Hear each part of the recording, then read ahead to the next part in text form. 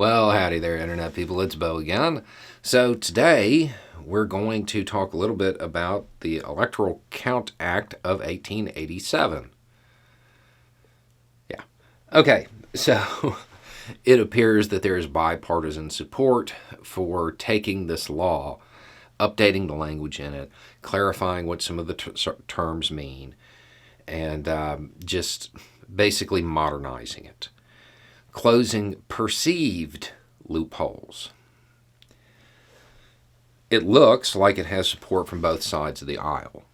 The idea is to get rid of any legal cover that a self-coup might have in the future.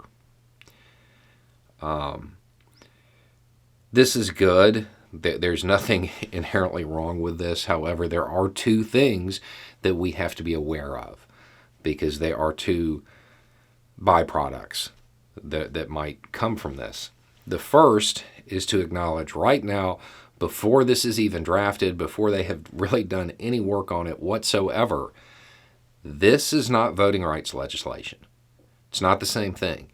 It has to do with voting, but it is not voting rights legislation. Has nothing to do with stopping voter suppression. This is updating a bill. That's all it is. It's updating a law, bringing it into modern language so people don't look at it and see loopholes where none exist. And that's the other outcome. The other byproduct is just go ahead and brace yourself for the wild theories to come, because it's going to feed into that. It's going to make people say, oh, see, look, they had to update this law. If only Vice President Pence had stood in the middle of the Senate floor in a circle of salt, stood on one foot and hopped around and said the name of each state backwards, well, then those votes wouldn't have counted. You know it's coming. So go ahead and prepare yourself for that and acknowledge now, this is not voting rights legislation. Don't allow Republicans to frame it as voting rights legislation, and don't let Democrats use it as a way of saying, look, we did something completely unrelated. They're not the same thing. They don't have the same outcomes. They have nothing to do with each other. It is slightly encouraging that this does appear to have support from both sides of the aisle.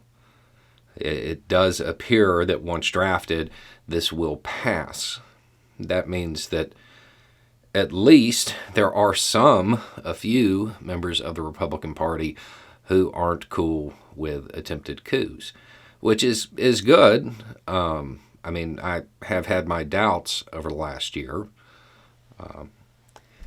So when people start talking about this, just understand what it is. They're updating old language in an old law, closing perceived loopholes. They'll make it very clear in the new legislation, I'm sure, that the vice president is there in a capacity that is mostly ceremonial.